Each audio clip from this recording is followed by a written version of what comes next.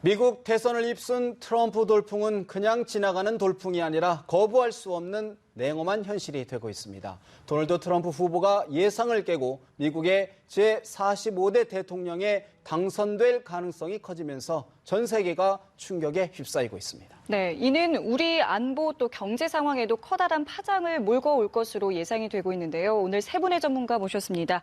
이상일 전 새누리당 의원, 박수현 전 더불어민주당 의원, 장성호 건국대 교수 모셨습니다. 안녕하세요. 어서 오십시오. 안녕하세요. 말 그대로 우리 한국뿐만 아니라 전 세계가 미국 대선 결과를 예의주시하고 있는 것 같습니다. 이 의원님, 사실 지금 미국 대선 지금 당선은 확정이 안 됐지만 거의 이제 도널드 트럼프 후보, 공화당 도널드 후보로 지금 유력해지는데 미국의 이런 표심 어떻게 읽고 계십니까? 지금 개표 결과와 일부 개표가 진행되고 있고 또 이제 출구조사 결과를 이제 모두 합쳐서 이제 프로젝션을 하면 뉴욕 타임스의 경우에 지금 95%의 확률로 트럼프 후보가 300명 이상의 이제 선거인단을 확보해서 승리할 거로 예측하고 있습니다. 아마 뭐 오늘 오후 중에 확정이 될지 모르겠지만 사실은 뭐 다들 매우 놀라는 표정이고 우리 정부기관도 그렇고 정당에도 전부 긴급회의를 열리고 있는데 힐러리 가능성을 다들 높게 봤었죠. 선거 전 여론조사도 힐러리가 약간 높게 나왔고 그러나 지금 미국 밑바닥에 펴시면은 정말 큰 변화의 열망이 있었다고 봅니다. 특히 미국 인구의 67%를 차지하는 백인의 어떤 결집력 여기서 승부가 났다고 봅니다. 지금 미국은 한국도 그렇지만 양극화가 굉장히 심해지고 있습니다. 그래서 정말 1%의 부자들이 99%의 부를 독점하고 있는 이 문제에 대해서 특히 또 백인의 중산층, 서민층이 삶의 질이 저하되고 있습니다. 그래서 러스트 벨트라고 해서 쇠락한 미국의 공업지역, 북서부죠. 이쪽에 이 중심으로 해서 백인의 저소득층 노동자들이 굉장히 결집을 했다. 그다음에 트럼프의 어젠다가 먹혔다고 볼 수밖에 없습니다. 트럼프는 아메리카 퍼스트, 미국 우선주의, 또 Make America Great Again, 미국을 다시 위대하게 만들겠다는 이 슬로건이 굉장히 먹혔습니다. 힐러리의 경우는 Stronger Together, 함께하면 강하다.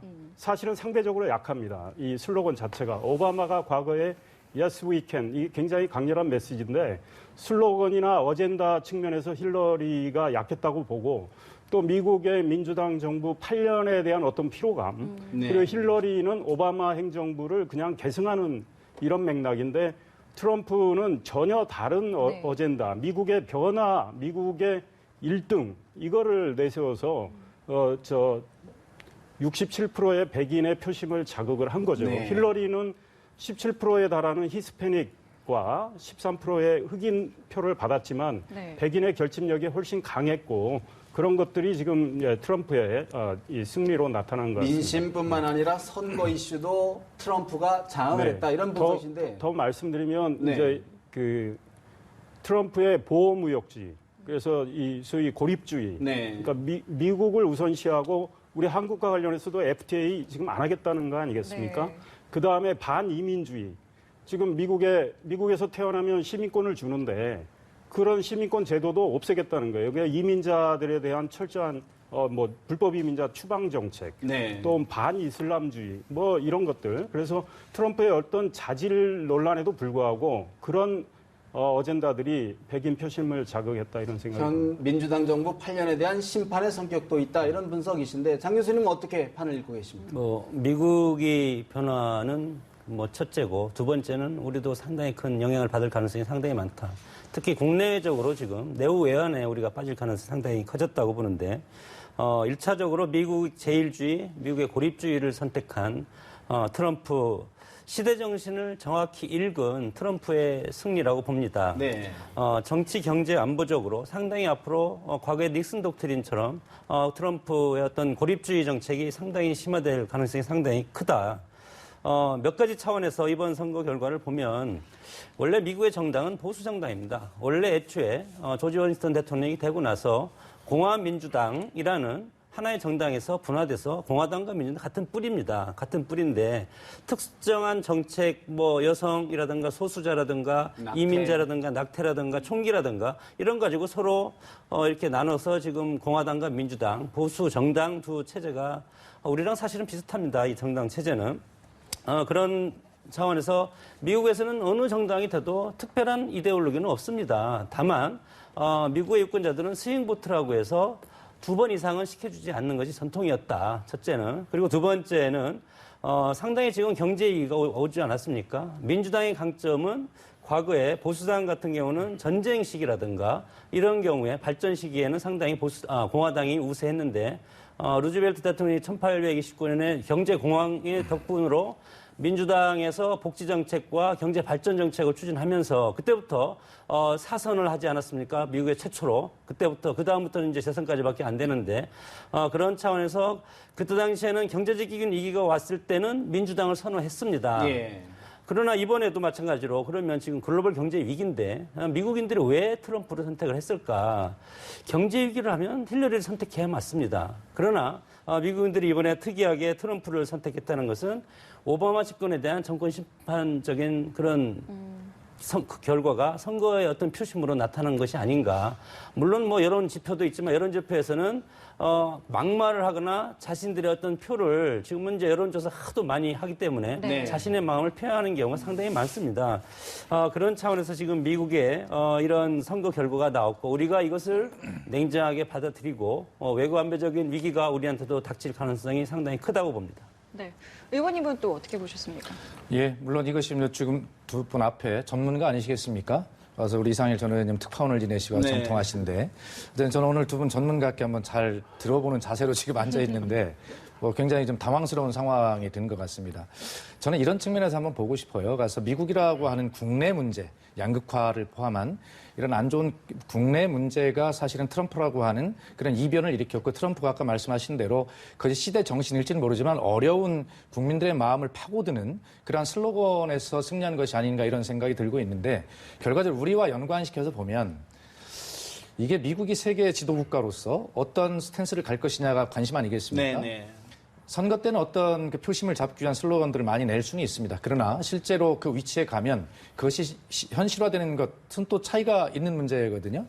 특히 세계를 운영해야 될 미국의 입장에서 보면 지금 말씀하신 신고립 정책 이런 것들이 사실은 기존의 우방들을 더 어렵게 하는 그런 결과를 가져오게 된다면 이건 굉장히 심각한 문제죠. 그러니까 트럼프가 취임을 하더라도 그러한 세계 지도 국가로서의 위치를 지키기 위해서 다시 말해서 미국의 세계 이익을 지켜내기 위해서 보면 지금까지 해왔던 전통적인 어떤 정책들 이런 것에 그렇게 우리가 걱정하는 것만큼 큰 변화가 있을 것인가 네. 라고 하는 것에 대해서는 우리가 좀 냉정하게 지켜봐야 너무 호들갑스럽게 생각할 필요는 없겠다. 오히려 우리 입장에 보면 만약에 미국의 대외 정책이나 세계 지배 정책에 세계 운영 정책에 문제가 온다면 사실 우리에게는 그것이 좋은 기회가 될 것이다. 저는 그렇게 생각합니다. 이번에 필리핀의 대통령이 중국을 방문해서 사실 네. 뭐 그런 정책을 하지 않습니까? 우리도 사실 이렇게 미국의 경제 정책의 변화가 온다면 이것을 두려워할 것이 아니라 이것을 기회로 해가지고 우리가 새로운 어떤 중립 외교 정책을 선택함으로써 미국의 그 변화를 우리가 끌려가는 것이 아니라 우리가 적어도 적극적으로 활용할 수 있는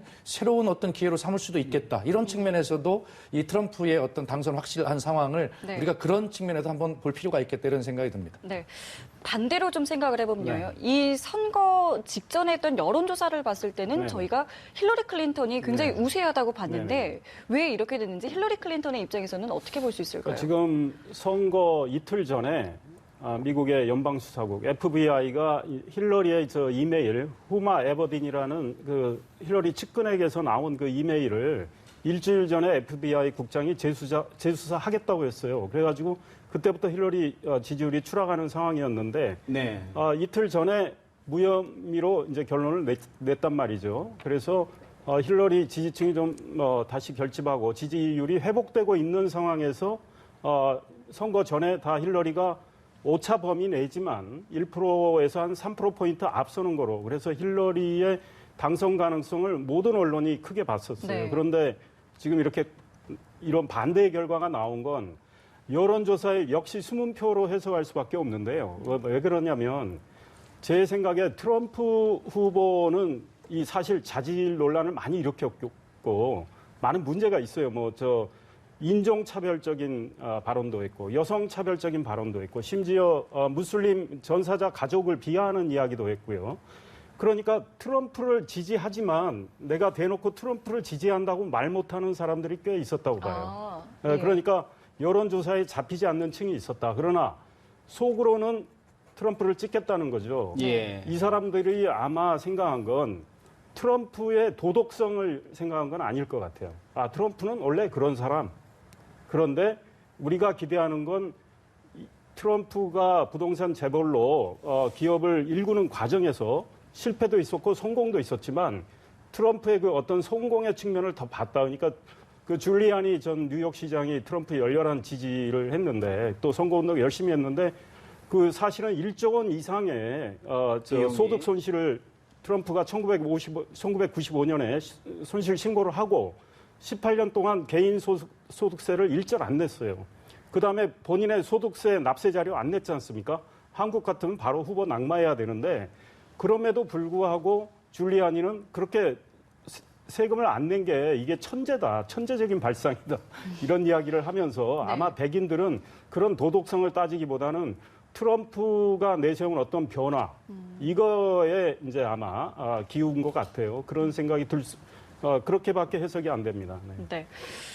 이번에 이렇게 확 뒤집힌 어떤 결과를 보고 아마 많은 분들이 또 브렉시트 때를 생각하지 않으셨을까 싶어요. 그래서 아까 말씀하셨던 숨은 표에 관한 이야기도 아마 여기에 좀 적용이 될 것 같은데 교수님은 좀 어떻게 보셨어요? 어느 나라 선거나 우리 선거도 마찬가지지만 주권자 국민의힘은 위대한 거 아닙니까? 이 선거 결과를 보면 그 시대 정신을 유권자들이 정확하게 파악하고 있고 그리고 느끼고 있고 그것이 표심으로 연결해서 나오는 것이 민주주의가 위대한 것인데 이번에 힐러리가 이렇게 패착이 된 것은 국정 운영의 도덕성 문제가 가장 크다고 봅니다. 미국이라는 연방 국가 50개 주가 지금 이렇게 강한 결속력을 가지고 이렇게 오는 것은 영국에서 청교도들이 와서 102명이 미국으로 와서 오늘날 50개 주를 건설하지 않았습니까? 네. 이분들은 어떤 강한 중앙 통치보다는 협치로서 이렇게 끌고 가는 민주주의적 정신이 상당히 강한 그런 차원이기 때문에 트럼프의 사생활 문제도 있었지만 그것보다는 국정 운영에 있어서 도덕성 문제가 훨씬 더 큰 것이 아닌가 이렇게 봤을 것이고 그리고 오바마 8년 동안 했을 때 미국이 경제 위기를 벗어나지 못했다. 중산층 화이트 칼라 그리고 백인들이 등을 돌리는 결정적인 원인인데 이렇게 가다 보면 재정 적자가 앞으로 지금 미국이 군사비만 해도 적자가 1년에 2조 달러입니다. 그래서 월남전 이후에 모병제를 해서 그 모병제를 전 세계에 미국 군대를 파견하면서 1년에 2조 달러씩 하면 지금은 20조가 넘는 그런 군사비 적자를 지금 지불하고 있기 때문에 이대로 가다가는 미국 연방이 깨질 수도 있겠다. 연방이 분리될 수 있겠다. 이런 위기감이 근본적으로 미국 사회를 혁신하고 개혁하지 않으면 앞으로 미국 연방이 과거에 소련이 분리고 그리고 체첸이라든가 여러 가지 유고 분리 이런 것처럼 미국도 그런 상황에 갈 가능성이 상당히 많기 때문에 지금과 같은 이런 난국에서는 정말 혁명적이고 미국 사회를 뿌리째 바꿀 수 있는 그런 지도자가 필요한 것이 아닌가. 그렇게 10% 정도의 유권자가 표를 힐러리에서 트럼프로 이렇게 옮긴 것이 아닌가. 사실 지금 트럼프 후보 선거인단이 244명, 매직 넘버 270명까지 26명만을 지금 남겨놓고 있는 상황인데, 의원님, 사실 이제 선거가 이렇게 이제 트럼프 쪽으로 이제 승리가 확정이 된다면 사실 후유증이 더 적지 않을 것 같아요. 미국 정치 상황으로 봤을 때 어떤 일이 좀 있을까요? 지금 사실은 민주당의 충격은 매우 크리라고 생각합니다. 이길 걸로 봤다가 지금 저렇게 패배하는 상황. 그 다음에 아마 이제 상하원 의석을 봐야 되는데 그 결과 아직 안 나왔는데 거기서도 공화당이 승리할 가능성이 상당히 크다는 이야기도 나오고 있는데 지켜봐야 되겠지만 결국은 이 당선된 트럼프가 이 후유증을 어떻게 극복해 나가느냐. 사실은 그 당선자 트럼프는 굉장히 아까 말씀드렸지만 인종 편향적인 이야기도 했고 여성에 대한 어떤 비하, 종교 또 소위 말해서 미국은 용광로 사회라고 하잖아요. 그런데 이 불법 이민자에 대한 어떤 배척 이렇게 있어서 사회의 갈등이 상당히 증폭될 가능성이 있습니다. 게다가 공화당 내에서도 지난번에 출마했던 미트 롬니, 그다음 그 전에 출마했던 존 맥케인 네. 이런 분들이 다 반대했어요. 예. 예, 공개적으로. 그다음에 그 미국의 하원 의장, 그러니까 미국 이제 서열로 보면 2위인데 권력 서열 2위인 폴 라이언 하원 의장도 반대를 했고 조지 W 부시 대통령 아들 부시도 반대를 했어요. 예. 근데 공화당 내에 그러면 이 주류 세력들. 갈등을 어떻게 해결해 나가느냐. 이제 이에 대해서 트럼프가 정말 이 통합 노력을 해나가지 않으면 미국 사회가 상당히 분열될 가능성이 있겠다. 근데 결국은 이 문제는 트럼프의 몫이 아닐까 싶어요. 네. 사실 트럼프 우리식으로 얘기하면 국회의원을 한 번도 해보지 않고 네. 대통령이 된 셈인데 우리 박 의원님 보실 때는 어떤 일들이 좀 벌어질까요? 아마 이 본선 결과를 보기에 앞서서 미국 민주당의 경선 과정을 보면 사실 버니 샌더스라고 하는 그야말로 아웃사이더가 주류라고 할 수 있는 클린턴을 굉장히 압박하고 거의 당선이 될 뻔한 그런 상황으로 가지 않았습니까? 이미 미국 그 국민들의 표심, 민심이라고 하는 것은 그때부터 이미 소위 우리가 분노 투표라고 표현을 했는데 미국 경제적으로 어려운 상황, 제도적 모순의 극대화 이런 것들이 꽉 차 있는 상황에서 사실은 이러한 그 분노의 폭발이 그때부터 예정이 돼 있었지 않나 이런 생각을 가지고 있습니다. 예. 그렇기 때문에 이 클린턴이나 사실 트럼프나 보면 가장 미국 역사상 그 아주 비호감 후보들의 경쟁이라고 하지 않았습니까? 네. 자, 그런데 사실 그럼에도 불구하고 클린턴이 좀 우세할 것이다라고 예상을 했던 것은 그래도 지금까지 전통적인 어떤 미국의 변하지 않는 그런 큰 주류의 정책들, 네, 안정감. 예, 안정감 이런 것들을 가지고 이제 클린턴을 조금 선호했던 것 같은데 지금 이제 당연히 승리할 것으로 예상했던 클린턴의 지지자들은 사실 이 상황에 승복하기 어려울 것입니다. 그렇기 때문에 트럼프가 승리를 한다면 트럼프의 태도와 이 포용력이 굉장히 중요한 것인데 사실 트럼프는 지금 많은 공약들을 사실 이제 와서 이렇게 검색어 1위에 지금 트럼프 공약이 네. 1순위 지금 1위로 올라 있는데 네. 우리 국민들도 관심일 텐데 사실 지키기 어려운 공약들을 굉장히 많이 해놓은 상태예요.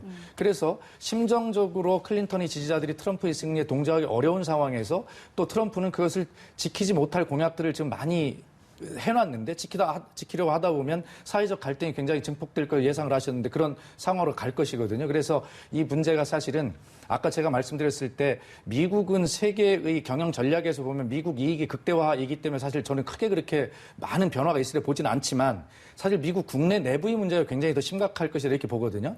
그래서 지금 두 분 다 예상해 주신 대로 그런저런 이유로 해서 미국 내부의 이 갈등이 굉장히 증폭될 극대화될 것이다. 것이고 더구나 트럼프의 성격상 그것을 정말 용광로처럼 포용해야 되는데 그런 어떤 자질에서 좀 부족한 트럼프가 이것을 어떻게 끌고 갈지 상당히 미국 걱정이 됩니다. 시민들, 국민들 입장에서 볼 때 사실 이제 비주류의 반란이다. 기성 정치에 대한 저항이다라고 볼 수도 있는데 정말 뭔가 좀 획기적인 변화, 긍정적인 변화는 있을 수 있지 않을까? 아니 어떻게 당연히 기존의 네. 질서들을 네. 새롭게 바꿔내야 되겠다고 하는 정치권에 대한 바꿔야 한다는 경고의 메시지가 될 것입니다. 저것은 미국뿐만이 아니라 대선을 앞두고 있는 우리 대한민국 사회에도 똑같이 던지는 메시지라고 그렇게 읽혀지는 것이고요. 그래서 이것을 보면서 우리가 걱정스럽지만 우리 국내의 정치 상황도 하루빨리 이런 대외 환경의 변화에 대응하기 위해서도 빨리 정리되는 과제를 함께 안고 있고 시대 정신 말씀하셨지만 그런 정말 민심이 원하는 시대 정신이 어떤 것인가를 정말 바닥으로 내려가서 읽을 줄 아는 정치 지도자들이 안목 이런 것들이 필요해 보인다 이렇게 보겠습니다. 그와 관련해서 부연 설명을 드리자면 네. 미국의 공화당은 이제 영어로 GOP, 그랜드 올드 파티라고 그래요. 그러니까 경력을 굉장히 중요시하는 정당입니다. 보수 정당인데다. 그런데 어떤 공직도 맡지 않은 트럼프가 후보가 됐잖아요. 그럴 때 사실은 민주당도 그 의미를 제대로 읽어서 예. 지금 뭐 우리 박 의원님 말씀하셨지만 버니 샌더스를 정말로 후보로 선출했다면 제가 보기엔 버니 샌더스가 이겼어요. 버니 샌더스가 내건 가치는 훨씬 트럼프가 내건 것보다 훨씬 이성적이면서도 변화를 네. 주도할 수 있는 그런 가치였어요. 어젠다도 그랬고.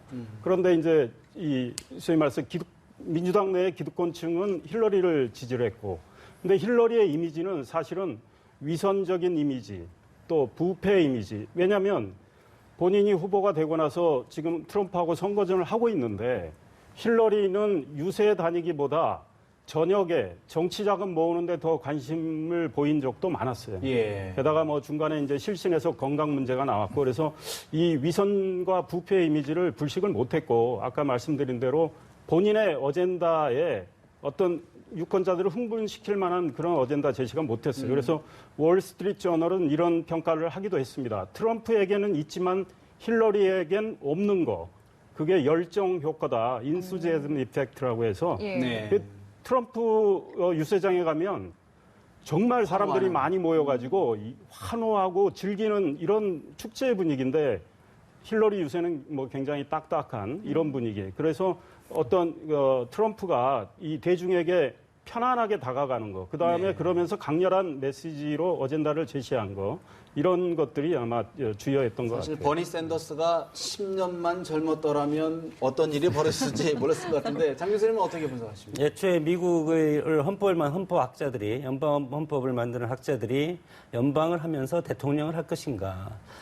애초에 영국에서 절대 군주를 피해서 왔기 때문에 어떤 특정 권력이 강한 권력이 지배하는 것을 싫어했습니다. 그래서 대통령도 6개월씩 한 번씩 하는 걸로 하자 이렇게 하다가 그래도 우리가 연방 국가가 되면 연방의 자치적과 그리고 중앙정부가 통제하는 그래야만 이 강한 어떤 국가를 이끌어갈 수 있지 않냐. 그래서 오늘의 미국의 대통령제가 형성이 된 건데 미국은 분열하지 않습니다. 그리고 승부의 문화가 강하고 그리고 대통령이 모든 것을 좌지우지할 수 있는 것이 아니고 군사력만 관해서 군사력이 곧 정치이기 때문에 군사적인 공격력은 대통령한테 있지만 해외에서 즉각 공격할 수 있습니다. 북한에 대해서도. 그래서 의회 보고를 하면 되는데 그러나 다른 것은 연방은 연방대로 연방자치법규가 있고 예. 그리고 대통령과 의회가 상호 균형적으로 돼 있습니다. 그래서 거부권도 할 수 있고 의회에서도 대통령이 발의한 입법에 대해서 거부권을 할 수 있고 그래서 상원과 하원도 또 나눠서 하지 않습니까?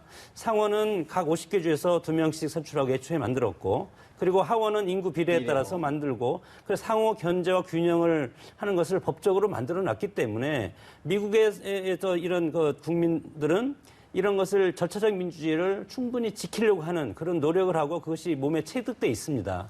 그런 차원에서 이런 선거 결과가 나오면 힐러리가 제일 먼저 저는 승복하겠다고 네. 먼저 발표를 할 겁니다. 이것이 미국 정치가 아주 중요하고 미국 정치가 힘이 있다는 것이고 우리도 이제 그런 것을 이제 배워야 되는 것이죠. 이런 차원에서 그렇게 큰 혼란은 없을 것이다. 저는 그렇게 봅니다.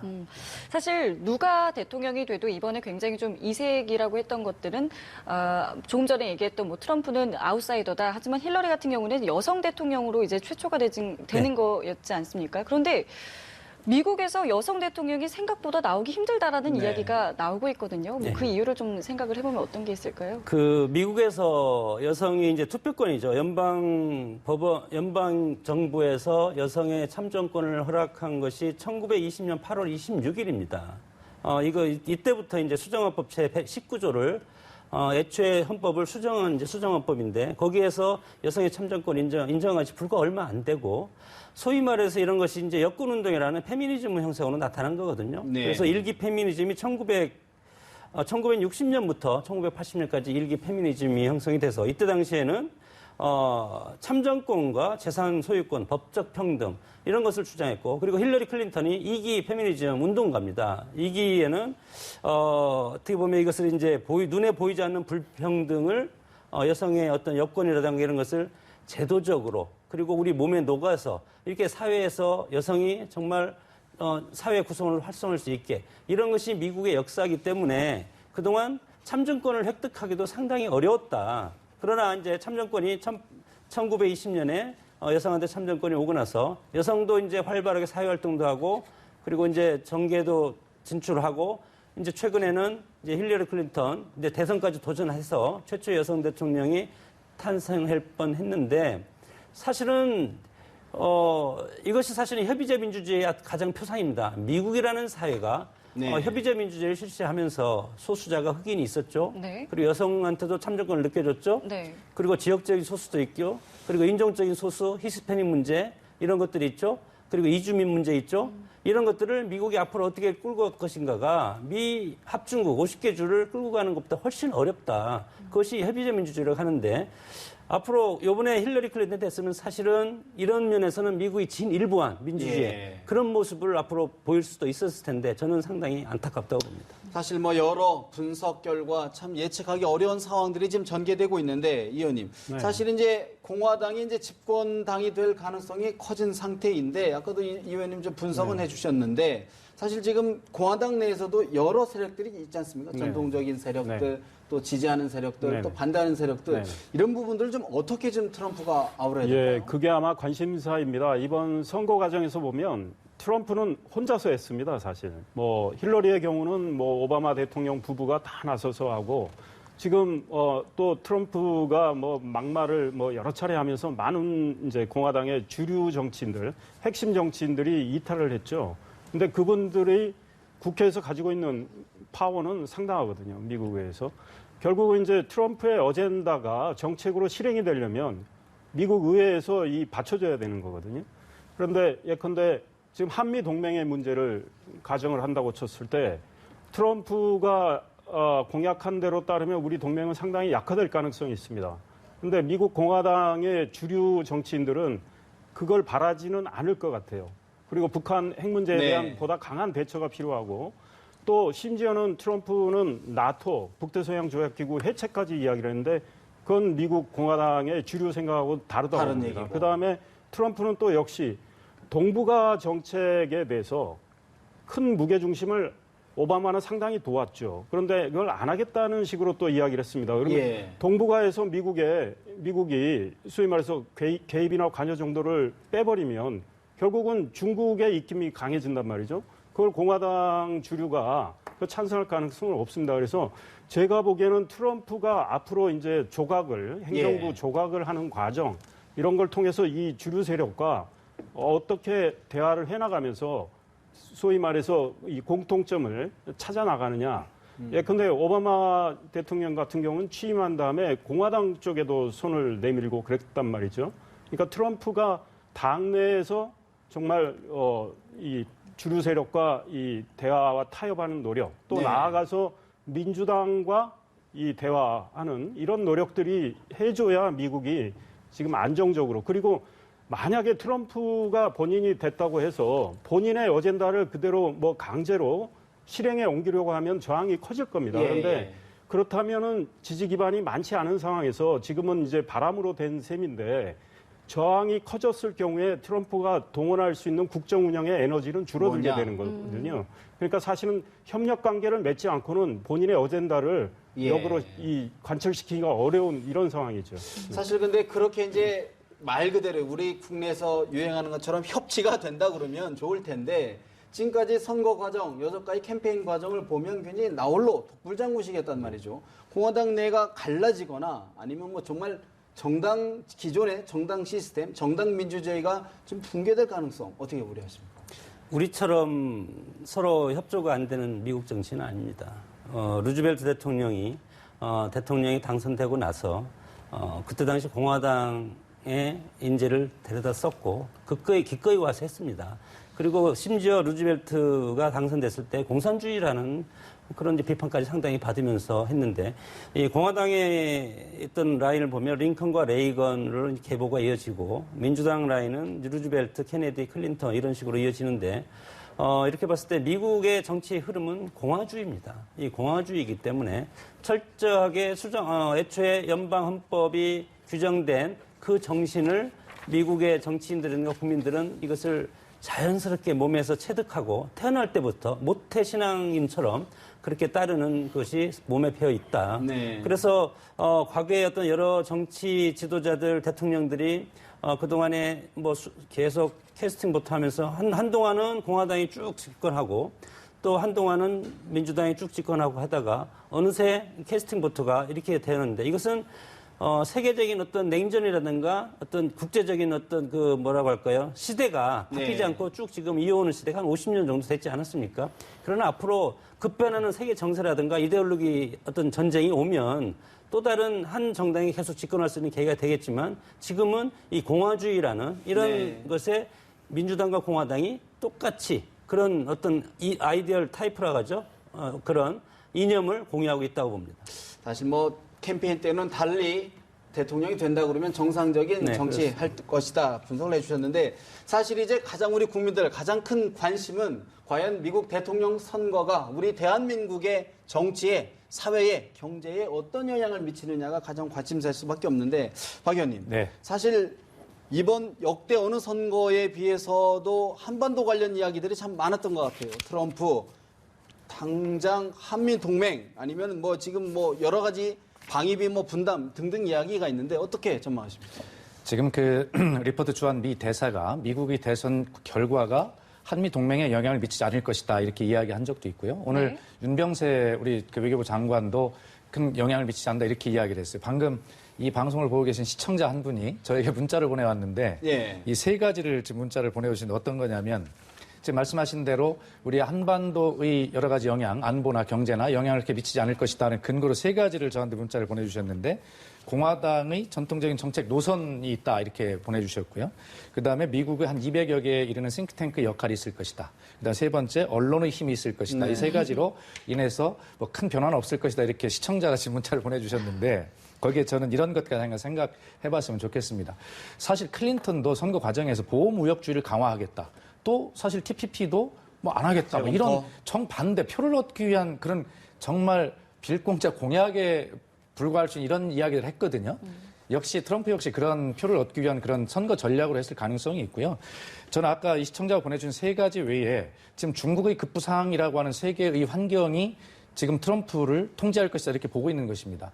예를 들어서 아까도 제가 말씀드렸지만 중국은 어차피 미국과 G2로서 경쟁을 하면서 세계를 양분하고 싶어 하는데 그 세계에 살고 있는 모든 세계 이 국가들은 어딘가를 어떤 전략을 택해야 되거든요. 네. 그럼 지금까지 미국이라고 하는 나라가 예를 들어 중국의 어떤 영향력을 분석하고 신경을 쓸 때 사실 급격한 변화를 주기는 굉장히 어려울 것이다 이런 생각을 가지고 있습니다. 예. 그래서 아까도 말씀드렸지만 지금 우리 국내 정치 이런 문제들만 좀 빨리 잘 정리가 되고 대외 환경의 변화에 어떤 그 적응할 대책을 세워갈 그런 어떤 우리 그 힘들을 모아낼 수 있다면 뭐 큰 문제는 없지 않겠나 이렇게 보고 다만 그래서 오늘 당장 청와대에서도 NSC를 지금 소집해서 회의를 하고 있는 모양인데 네. 어쨌든 이러한 대외 정책이 우리 대한민국이 주권 국가로서 동등하게 목소리를 내기 위해서는 이 국내 정치가 빨리 어떤 복원력을 가지고 어떤 그런 그 권위를 회복하는 것이 굉장히 중요한 문제겠다 이런 생각을 갖고 있습니다. 이것은 우리 이 의원님 어떻게 보십니까? 네, 그렇습니다. 우리 박 의원님 말씀대로 우리는 우리대로 이제 정치가 정상화돼서 대비 태세를 갖춰야 되고 지금 뭐 막상 네. 트럼프가 이제 집권을 해서 이제 일을 시작하면 이 한미 동맹의 문제를 아까 제가 나토 이야기도 했지만 이거에 대한 선거 때 했던 거하고는 좀 다른 스탠스를 취할 가능성이 크고 또 공화당 내의 스탠스가 있고요. 그러나 이제 우리가 저기 해야 될 건 사실 트럼프 쪽과 이 네트워킹이 제가 보기에는 미약하다고 봅니다. 그래서 트럼프가 이 한반도의 전략적 가치, 미국 입장에서 트럼프는 미국 이익 우선주의거든요. 그렇죠. 그러니까 우리 한반도의 전략적 가치에 대한 명확한 인식이 필요합니다. 그다음에 북한 핵 문제에 대해서 트럼프가 확실한 인식이 필요해요. 사실은 트럼프가 핵 문제에 대해서는 오히려 강경하게 나올 수 있습니다. 지금 북한은 이번 미국 선거에서 트럼프가 되기를 기대했어요. 그런 희망을 많이 피력을 했습니다. 왜냐하면 트럼프가 이런 말을 했어요.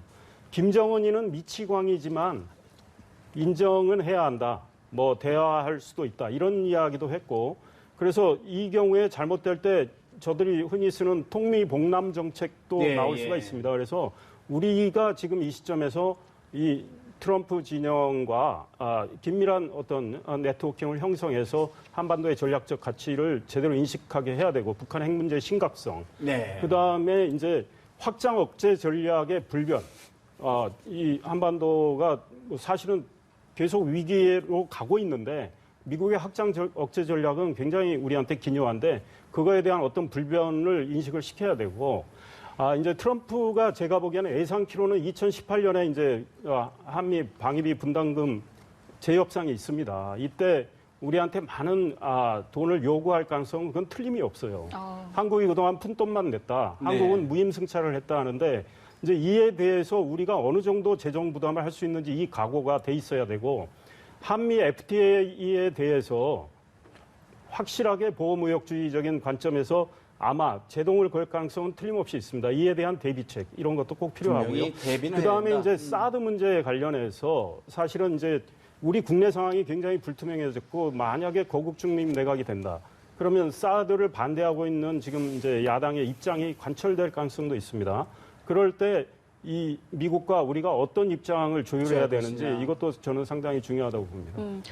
리포트 대사도 그랬고요. 윤병세 장관도 그랬고 일단은 한미 동맹에는 큰 변화가 없을 것이다라고 이야기는 했습니다만 많은 분들이 이제 한미 동맹에 어느 정도의 변화는 불가피할 것이다라고 보는데 어떻게 저희가 예상을 하고 또 대비를 해야 될까요? 리포트 대사는 오바마 대통령이 임명한 사람이기 때문에 네. 그렇게 말할 수밖에 없는데 저는 외교 안보 위기가 올 가능성이 상당히 많다고 봅니다. 그것은 현실적으로 우리가 받아들여야 된다고 봅니다. 대비를 해야 될 것이고 트루먼 대통령이 에치슨 라인을 걷을 때 우리를 빼고 극동 안보선을 우리를 제외하고 했었는데 그 다음에 이란에서 핵실험을 하고 그리고 동북아시아에서 남한이라든가 우리 한반도에서 핵이 없는 그래서 한미 상호 방위 조약을 맺어서 우리를 핵을 갖지 못하도록 NPT 가입을 시키지 않았습니까? 그래서 소위 말해서 한미 동맹 관계가 형성이 됐는데 그것은 그때 당시의 상황입니다. 지금 트럼프가 등장한 것은 전혀 다른 시각에서 우리가 보여야 될 필요가 있는 것이 과거에는 지오폴리틱스라고 해서 지정학적인 위치에서 세계 정세를 봤다면 트럼프의 외교 정책은 지경학적인 위치로 볼 경제적인 측면에서 지경학적 위치요. 지경학적 위치에서 볼 가능성이 상당히 많아졌다. 이렇게 봤을 때 닉슨 독트린 이후에 미국의 세계 정책을 우리가 반면교사로 삼아야 될 가능성이 많고 여기에서 우리가 무한정 미국의 주둔비라든가 이런 것을 우리가 책임을 질 것이냐 아니면 미국과 탈피해서 우리 자주 국방을 앞으로 할 것이냐 이런 것부터 해서 근본적인 외교 안보적인 정책을 해야 되는데 여기에서 국내 정치가 여기에서 못 따라갈 가능성이 상당히 많습니다. 이렇게 되면 외교적으로 우리가 어떻게 보면 외교적으로 상당히 지금 북한이 이미 핵을 가지고 있기 때문에 북한은 본인들은 방어할 수 있는 지금 것이 되는데 우리는 외교안보적으로 이 위험에 노출되면 이것이 상당히 위험한 지경에까지 갈 수도 있다고 봅니다. 네. 자, 그리고 조금 전에 저희가 연결도 했습니다만 국내 증시를 비롯해서 아시아 증시가 모두 이제 폭락을 해버렸습니다. 경제가 어떤 영향을 미칠지 많은 분들이 지금 주목을 하고 계시는데요. 어떻게 좀 예상해 볼 수 있을까요? 결국은 이제 트럼프의 이 보호무역주의 이것 때문에 그렇게 되는 거죠. 그러니까 기존의 FTA 질서가 무너질 수도 있다라는 공포감 때문에 이렇게 되는 건데 제가 보기에는 보호무역주의 성향을 강하게 띌 것 같습니다. 게다가 이제 뭐 한미 FTA도 제동을 걸 거고 그다음 지금 트럼프가 이야기를 했지만 지금 미국 시장을 값싼 중국산, 멕시코산 이런 제품들이 지배하고 있다고 그랬어요. 그러면 아마 이 관세 정책에 변화를 줄 수도 있어요. 그렇기 때문에 뭐 정말 브렉시트 이상의 충격파가 미치리라고 생각해서 지금 당장은 이러고 있는데 이와 관련해서 트럼프는 가능한 한 조기에 본인의 어떤 안보와 경제에 대한 구상을 밝혀줘야 됩니다.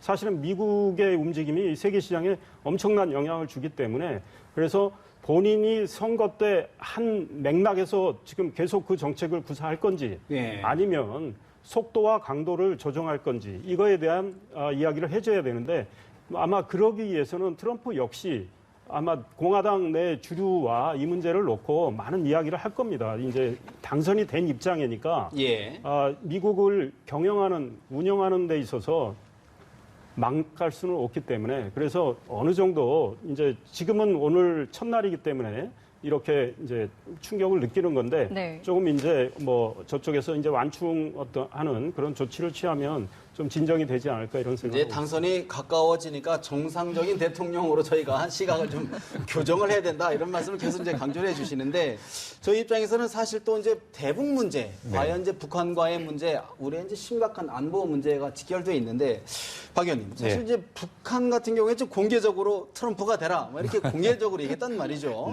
대북 관계 어떤 좀 정책들이 좀 있을까요? 지금 그 트럼프가 뭐 선거 기간 중에 여러 가지 이야기를 하면서 또 말도 많이 바꿨어요. 가서 아까 말씀하셨지만 김정은을 제거해야 될 대상에서 또 대화를 할 수 있는 대상으로 바꾸기도 하고 좀 종잡을 수가 없는데 아마 이렇게 보시면 될 것 같아요.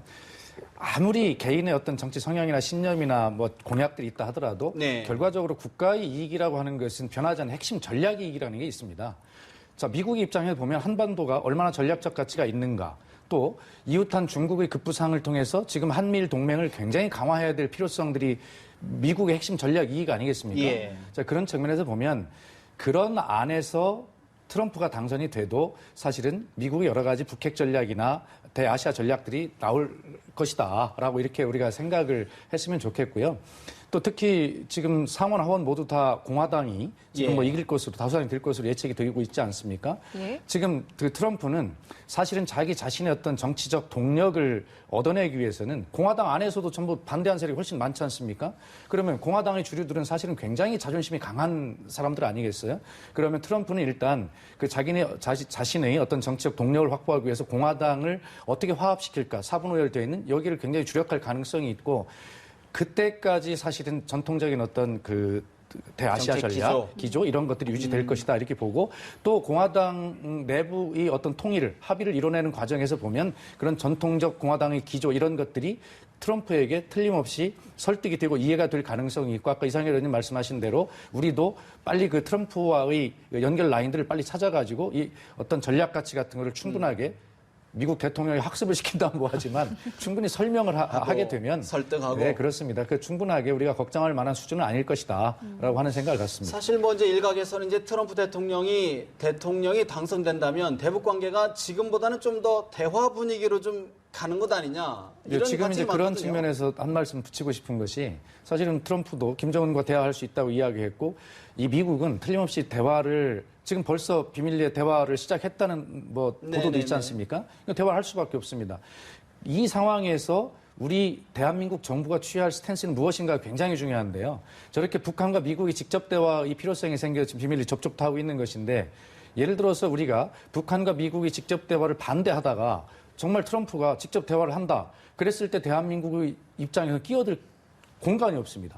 그렇기 때문에 우리는 이 불안한 트럼프를 북한과 직접 대화를 하게 함으로써 이 한반도 상황을 이해시키고, 또 그런 북미 대화가 이루어질 때 우리 대한민국 입장을 충분하게 미국 줘야 대통령에 전달할 수 있도록, 그래서 네. 북한을 통제할 수 있도록 하는 그런 어떤 전략적 입장이 지금 굉장히 중요하다 이렇게 생각합니다. 장 교수님은 어떻게 보십니까? 트럼프가 구상하는 대북 정책의 윤곽, 방향 어떻게 전망하십니까?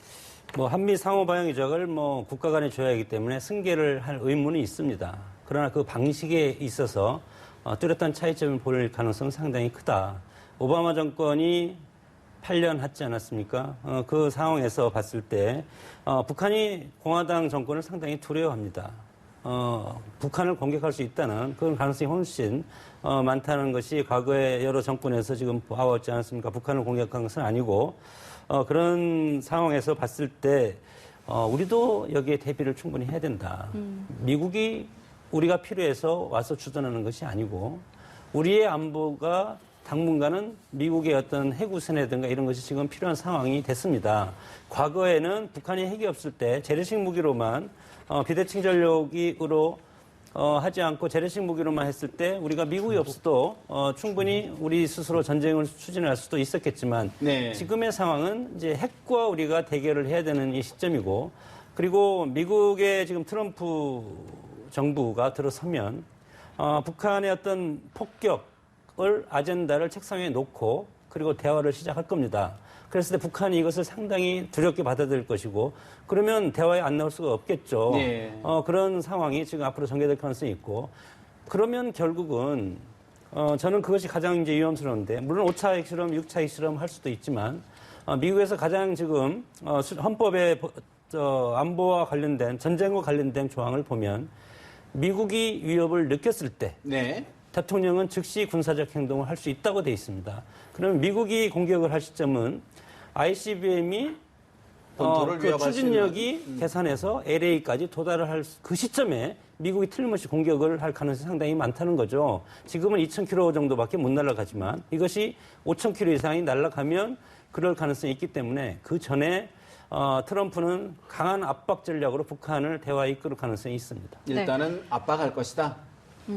자, 그리고 지금 이 상황에서 아직은 뭐 정확하게 뭐 나온 건 아니지만 중국의 반응도 좀 궁금하거든요. 예. 앞으로 글쎄요, 트럼프 정부가 만약에 들어서게 되면 경제적인 분야에서 좀 마찰을 빚을 것 같기도 그럴 하고요. 가능성이 있습니다. 지금 중국도 트럼프 연구를 많이 부족하겠죠. 예, 예. 그동안은 뭐 힐러리 예측을 더 했을 거고 정말 지금 말씀하신 대로 아까 제가 말씀드렸지만 트럼프는 이 값싼 중국산, 멕시코산 제품들이 미국 시장을 점령하고 있다고 했고 그래서 보호무역주의 이야기를 했고 그래서 정말 미국 시장에 가보면 중국산 많잖아요. 네. 거기에 대해서 만약에 이 보호무역주의적인 조치를 취할 경우에 중국과 마찰할 가능성이 있고요. 또 트럼프가 내세운 그 슬로건에 담겨 있는 맥락이 미국 우선주의거든요. 그러니까 미국 이익을 위해서라면 얼마든지 중국과 충돌할 수 있는 그런 조치를 취해 나갈 가능성이 있거든요. 그래서 이 중국과 마찰이 일어날 가능성은 있습니다. 그러나 네. 지금 뭐 중국도 트럼프 연구가 어느 정도는 돼 있는지 모르지만 네. 중국도 가능한 한 뭐 마찰 없이 미국과 문제를 풀어나가려고 할 거고 사실은 중요한 거는 저희 입장에서는 또 이 뭐 경제도 중요하지만 또 안보 문제. 지금 북한 핵 문제와 관련해서 지금 오바마 행정부가 지금 뭐 제재를 더 가하겠다고 하는 상황에 지금 중국 정부는 사실 좀 미온적이잖아요. 아직 유엔 지금 대북 제재 결의안이 아직 안 나온 상황인데 네. 트럼프는 이 문제와 관해서 뭐 북한하고 대화할 땐 대화하더라도 더 강하게 나갈 가능성이 있어요. 이게 원래 공화당 정책이기도 하고 그럴 때 중국과 또 이렇게 마찰할 가능성은 상당히 있어 보인다. 이제 그래서 이 트럼프가 어쨌든 본인의 이제 이 외교안보 구상, 이 소위 말해서 국제사회에 대한 본인의 메시지를 이제 가능한 한 뭐 조기에 정리해서 이야기를 해주는 게 좋겠다 이런 생각. 사실 뭐 자꾸 충돌을 부추기는 건 아닌데 미국과 중국 두 슈퍼파워가 이렇게 부딪힐 충돌할 가능성은 없습니까? 지금 사실 사사건건 좀 마찰하고 있는. 사실은 그 서로 굉장히 민감하게 바라보고 있습니다. 특히 미국 쪽은 오래전부터 그 마음속으로는 중국을 주적으로 생각을 하고 있고요. 중국에 가서 보면 미국 때리기를 많이 합니다. 미국 배싱이라고 할 수 있죠. 그래서 북한 핵 문제도 결국은 미국 때문에 북이 핵 개발을 하기 시작했다라는 이런 인식. 논리로 이야기하는 예. 사람들이 굉장히 많습니다. 그래서 이 인식의 차이가 굉장히 커요. 그렇기 때문에 뭐 사소한 문제가 커져서 충돌이 생길 가능성도 배제할 수는 없어요. 그러나 이제 미국에 이제 새로운 행정부가 들어서게 되니까 내년 1월에 들어서는 거 아니겠습니까? 근데 중국도 처음부터 뭐 마찰로 이렇게 갈 수는 없을 거예요. 서로 예. 피곤해질 테니까. 그래서 가능한 한 서로 이 대화를 해나가면서 이 뭐랄까 접점을 많이 찾으려는 노력을 해야 되겠죠. 네. 필리핀의 두테르테, 미국의 도널드 트럼프 참 여러 가지 안보 상황이 좋지 않은데 우리 장 교수님 어떻게 전망하십니까? 미중 관계 뭐 잘 되겠죠. 뭐 그런데 잘 돼야겠죠. 예. 세계 이제 패권 이제 그 구도를 보면 한동안 한 30년 동안 미국의 유일 패권 체제였습니다. 세계 냉전 질서가 무너지고 나서 그리고 최근 들어 이제 중국이 부상해서 G2에서 중국이 미국의 패권에 이제 도전하는 그런 형국이 지금 되어 있고 그것이 현실적입니다. 그러나 지금은 어떻게 보면 세계화 시대의 실용주의 어떤 경제 흐름이기 때문에 이것이 지금 민족주의 시대고 그리고 고립주의로 가면서 신자유주의 정책에서 보호무역 정책, 그리고 신자유주의 정책, 수정자본주의, 그 다음에 최근에는 칼폴란이라는 사람들도 못해서 국가가 적극 개입하라는 거 아닙니까? 예. 이것이 트럼프의 등장이랑 딱 맞아떨어지는 겁니다. 군사력만 해도 중국과 미국은 비교가 안 됩니다. 20배 정도 미국이 군사력이 훨씬 더 강한데 그런 것이 중요한 것이 아니고 미국보다 인구가 수요에서 중국이 훨씬 크다는 것이죠. 그리고 앞으로 뻗어나갈 잠재력이 중국이 훨씬 크다. 그래서 G2로서 미국에 대항할 수 있는 아시아 쪽에 태평양 쪽의 어떤 강대국은 중국이 부상하고 중국이 될 가능성이 뭐 100%인데 이렇게 봤을 때 앞으로 미래의 어떤 경쟁 구도로 이런 가는 차원에서 당분간은 협조적, 우호적인 관계로 갈 수밖에 없다. 그러나 네. 이것이 얼마나 갈지 모르겠습니다. 영토 분쟁이라든가 민족주의 이런 갈등, 역사 문제 이런 것들이 퍼지면 또 과거에 냉전 세대처럼 신냉전 회귀할 세대가 수도 있는, 도래할 가능성이 상당히 크다고 봅니다. 지금 미국 대통령 선거 이제 종반으로 치닫고 있는데 현재 선거인단 확보수를 보면 미국 공화당의 도널드 트럼프 후보가 247명, 민주당의 힐러리 클린턴 후보가 215명, 매직 넘버 270명까지는 23명만을 남겨있는 상황인데요. 다시 한번 우리 박 의원에게 질문을 좀 드릴 것 같아요. 사실 이제 미중 관계라는 게 결국은 우리의 안보, 외교 문제하고는 직결되어 있는 문제 아니겠습니까? 그렇습니다. 지금 앞에 두 분 말씀하셨지만 저는 이 미중 관계를 어떤 뭐 군사적, 경제적 이런 관점에서 볼 수 있지만 그걸 다 종합해 보면 결과적 긴 시대를 관통하는 문명사적 관점에서 이걸 봐야 된다 이렇게 생각하고 있습니다. 다시 한번 설명을 드리면 그동안의 세계 초대 강대국으로서 미국이 태평양을 지배해 왔죠. 중국의 바로 코 밑인 남중국해까지 미국이 지배를 하고 있던 시대가 몇십 년 흘러온 것입니다. 이제 중국이 경제력이 성장했습니다. 중국은 적어도 자기 안방인 중국해에서만큼은 자기들 해양 패권을 가져야 되겠다라고 이제 성장한 경제력을 바탕으로 주장하는 것 아니겠습니까? 이렇게 보면 또 중국도 당연히 그걸 주장하고 해야 저 인도나 이쪽으로 뻗어나갈 수 있는 길이 숨통이 트이는 것이거든요. 근데 미국은 그것마저 막으려고 하는 것입니다. 그래서 이것은 우리 한반도의 현대사를 생각해보면 청일전쟁, 러일전쟁 이런 것들이 한반도에서 부딪히는 문명사적 관점에 볼 때 결과적으로 그동안의 태평양을 지배해온 미국이라고 하는 거대한 해양 세력과 이제 성장한 경제력을 바탕으로 해서 태평양으로 진출하려고 하는 중국 대륙 세력이 충돌하는 지점, 그 지점이 바로 이 한반도이고 남태평양이고 이렇게 볼 필요가 있습니다. 그래서 그런 큰 흐름에서 보면 우리가 어떤 역할을 해야 되는 것인가는 자명해지는 것입니다. 그래서 아까 제가 초반에 이것이 어떤 우리가 중립 외교를 할 수 있는 기회가 될 수도 있다라는 말씀을 드렸지만 결과적으로 우리 국익을 어떻게 지켜낼 것인가는 사실 한미 동맹이라고 하는 기존의 그런 관계도 중요하지만 네. 이 급부상하고 있는 중국 이것을 지금의 미국의 정권 교체 기회를 통해서 어떻게 이걸 활용할 것인가라고 하는 중립 외교에 굉장히 중요한 문제가 될 수 있다. 기회가 될 수 있다 이런 생각을 하고 우리가 기존의 한미 동맹 굳건히 해야 되지만 여기에만 매몰돼서는 중국과 북한을 더 가깝게 몰아붙이는 이런 관계를 형성할 수 있기 때문에 이런 측면에 대한민국의 국익은 어디에 있는가를 정확하게 냉정하게 봐야 된다 이런 생각입니다. 큰 틀에서 새로운 외교적 도전을 맞고 있다. 도전을 지금 직면했다라고는 분석을 해봐야 될 것 같은데 또 하나 이런 정말 위중한 시기에 지금 대통령이 이른바 최순실 파문, 최순실 게이트에 참 동력을 지금 잃은 상태입니다. 참 국민들 또 걱정을 안 할 수가 없는 상황인데 이 의원님 어떻게 좀 풀어가야 될까요?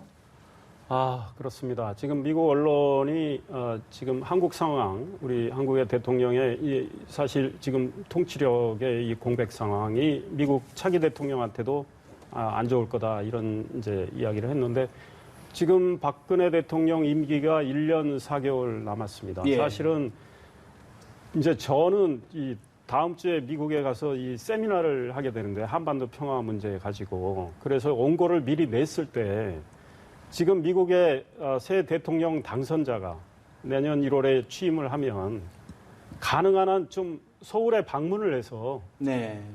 우리 한미 정상회담을 서울에서 했으면 좋겠다라는 이야기를 사실 원고는 써놨었어요. 왜냐하면 지금 북한 이 핵 개발을 계속하고 있고 이 한반도 위기가 있고 우리 국민이 불안해하고 있고 그리고 미국의 확장 억제 전략에 대한 어떤 다짐도 필요하고 네. 새 행정부가 새롭게 그걸 다짐을 해주고 이랬을 때 이 북한도 도발 이런 모험을 안 하는 거죠.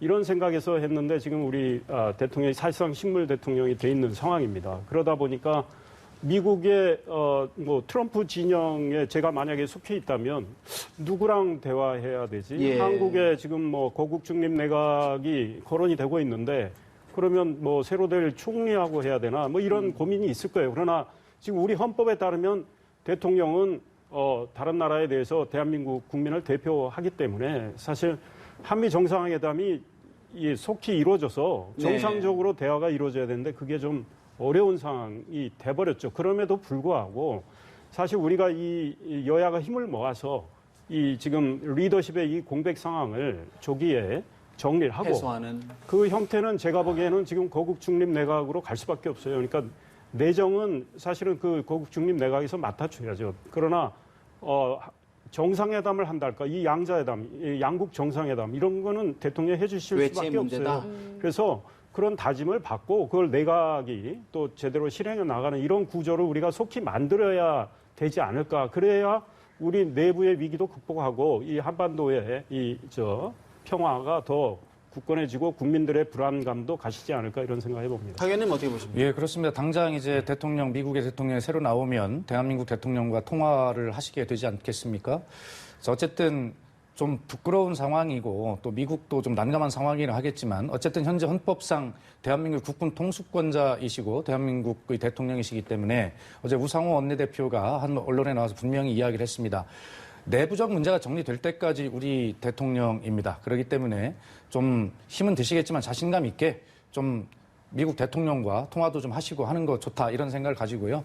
어쨌든 대통령의 위치를 어떻게 할 것인가라는 문제는 지금부터 우리들이 내부적으로 더 따져가야 될 문제지만 당장 미국 대통령 선출과 관련해서 우리가 해야 될 일 이것은 지금 대한민국 대통령인 박근혜 대통령이 좀 야무지게 좀 이걸 잘 했으면 좋겠다는 생각은 바람은 가지고 있습니다만 예. 어떻게 될지는 모르겠습니다. 어쨌든 야당도 그런 측면에서는 우상호 원내대표 분명하게 이야기했듯이 대한민국의 현재 대표성은 대통령에게 있다. 외교적 권한, 특비 이런 문제에서는. 우리 이 의원님 말씀하신 거국 중립 내각이 한 방안이 될 수 있을까요? 어떻게 보십니까? 당연히 그렇습니다. 그렇기 때문에 지금 어떤 국민이 선출한 권력은 대통령과 의회라고 하는 두 축인데요. 대통령이라는 축이 실질적으로 무너진 것 아니겠습니까? 그래서 의회가 그걸 대신하는데 대신할 방법은 뭐 책임 총리를 추천한다든가 거국 중립 내각을 구성한다. 의회가 논의할 문제인데 아직 야당이 여러 가지를 주장하지만 그런 거국 중립 내각이나 이런 것들 대안을 세우기 위한 조건들이 아직 다 마련이 안 돼 있는 상황이거든요. 그래서 대통령께서 계속 말씀하심에도 불구하고 뭐 총리 지명을 철회하겠다는 이런 말씀을 사실상 하심에도 불구하고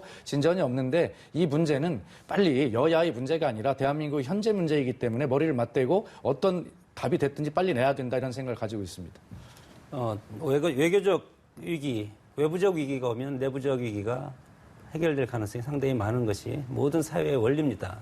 특히 트럼프의 당선이 한국 정치에 약이 될 수도 있겠다. 어떻게 보면 외교 안보적인 위기라든가 트럼프의 어떤 정책이라든가 이런 것에 대해서 우리가 분석도 해야 되고 그리고 또 다른 리더십에 우리가 맞춰야 되는 그런 중체대한 이런 시점에서 내부적으로 여러 정치인들이 서로 이것을 어떻게 보면 갈등하는 모습을 보이면 국민들로부터 준엄한 심판을 받을 수밖에 없지 않겠습니까? 예. 그러니까 시간을 저는 절약을 해야 된다고 봅니다. 정치인들이 거국내각 할 거면 하고 탄핵할 거면 하고 하야할 거면 하고 법적인 절차적 민주주의를 빨리빨리 진행을 해서 혼란을 최소화해야 될 필요성이 있다. 리더십을 살려줄 거면 살려주고 죽일 거면 죽이고 그리고 검찰 조사도 네. 12월 말까지 하지 말고 12월 초까지 검찰 수사 결과를 발표하고 신속하게 하고 그리고 예산안도 빨리 처리를 하고 그 다음에 정치적인 어떤 결단 이것을 내려야 되지 이것이 지금 혼란스러우면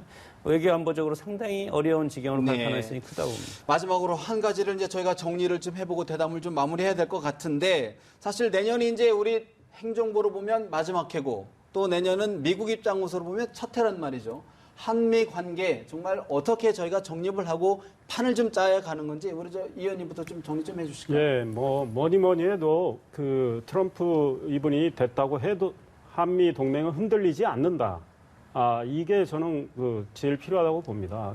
본인은 트럼프 그분은 뭐 동맹을 약화하는 발언을 많이 했습니다. 그리고 우리한테 큰 부담을 지우는 발언도 많이 했습니다. 아마 우리의 부담은 늘어날 가능성은 커요. 예. 그러나 동맹의 굳건함은 변함이 없겠다.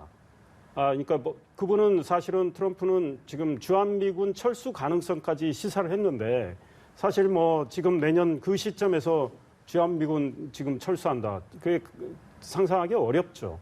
그러니까 사실은 트럼프 행정부가 출범을 하면 우리 한국 상황이 어찌 됐든 트럼프가 이 기존의 오바마 행정부가 그 전에 조지 W 부시 행정부가 해왔던 이 동맹은 굳건히 한다라는 그런 명시적 입장이 필요합니다. 그래서 확장 억제 전략에 대한 재확인, 그 다음에 이제 방위비 분담이나 이거는 2018년 이제 상황에 가서 적절히 본인이 그쪽에서 입장을 밝히면 될 거고 그래서 이 안보를 튼튼히 한다는 걸 재확인하는 거, 그게 제일 중요합니다. 그게 만약에 흔들리면 우리 경제에 굉장한 충격을 줄 것입니다. 그래서 트럼프가 그렇게 해주길 바라고 우리도 네. 이 한반도가 정말 중요한 전략적 가치가 미국에 있다. 한미 동맹은 혈맹의 수준에서 계속 이어나가야 된다라는 이 인식을 재확인하는 조치가 꼭 필요하다고 봅니다. 네, 어떻게 보시나요? 예, 제가 계속 이 토론회 내내 강조를 했습니다만 한미 동맹의 어떤 변함없는 강화 굉장히 중요한 가치입니다. 한미 동맹의 강화가 결국에 한미 외교의 몰입으로 가서는 안 된다. 중국이라고 하는 새로운 변수, 동남아시아라는 새로운 질서가 태동하고 있습니다. 그렇기 때문에 한미 동맹을 기반으로 하되 지금 새롭게 태동되는 이 동북아의 이 국제 질서에 적극적이고 능동적으로 대처하는 그런 역할을 우리가 자임하고 해야 합니다. 아까 우리 교수님 말씀하신 대로 지정학적 위치에서뿐만 아니라 지경학적 위치가 굉장히 중요한 것 아니겠습니까? 그렇기 때문에 우리가 미국이 기침하면 우리가 뭐 들어놓는다는 식으로 이런 식의 네. 시대는 시대는 이제 해서는 안 된다. 그래서 우리 주어진 여건들을 이 동북아시아 이런 정치적 여건들 이런 것들을 미국에 아주 정확하게 전달하고 설득하는 이런 역할, 중재자의 역할 이런 것까지도 해야 된다라고 하는 것을 우리가 잊지 않았으면 좋겠습니다. 어떻게 보십니까, 장 교수님? 정리해 주시죠. 냉전 체제 동맹 관계에서 탈냉전 시대는 동반자 관계로 성장을 한 물론 이 한미 상호 방위 조약이 있지만 그것을 벗어나는 지금 한미 관계 역할을 지금 해왔습니다. 그래서 국가는 가까운 이웃보다 먼 이웃이 좋다는 것이 우리의 오랫동안 역사에서 보아왔습니다. 우리가 주변국들한테 계속 속국이 된 것, 그런 것도 역사를 우리가 반면교사를 삼아야 될 것이고, 우리가 어떤 강대국들한테 과거처럼 그런 속국이 되지 않으면 내부적인 자강력을 키워야 되는데, 그것은 정치가 할 일이라고 봅니다. 정치가 잘 돼야만 경제도 잘 되는 것이, 경제가 잘 된다고 정치가 잘 되는 것이 아니다. 그래서 우리 사회의 80%는 정치가 지배한다고 봅니다. 그러나 미국이라든가 유럽 같은 민주주의 선진국에서는 경제가 80%고 정치가 20%인데 이런 상황은 우리가 네. 먹을 파이가 적다. 그래서 우리가 이 위기 국면을 극복하는 것은 정치력인데 정치가 매일 싸움하고 그리고 어떤 갈등을 하고 하면 되겠습니까? 그래서 이런 위기적인 국면에서 우리가 단합해야 될 필요가 있다고 봅니다. 세계사적으로 모든 전 세계가 사실 미국 대통령만의 선거가 아니고 어떻게 보면 세계의 대통령을 뽑는 선거이기 때문에 주시할 수밖에 없는데 우리 정치권 또 우리 국민 모두가 이런 위기 상황에서 더 주의 깊게 예의주시해야 될 것 같습니다. 지금까지 더불어민주당 박수현 전 의원, 새누리당 이상일 전 의원, 장성호 건국대 교수 세 분과 미국 대통령 선거 집중 분석해봤습니다. 세 분 말씀 고맙습니다. 감사합니다.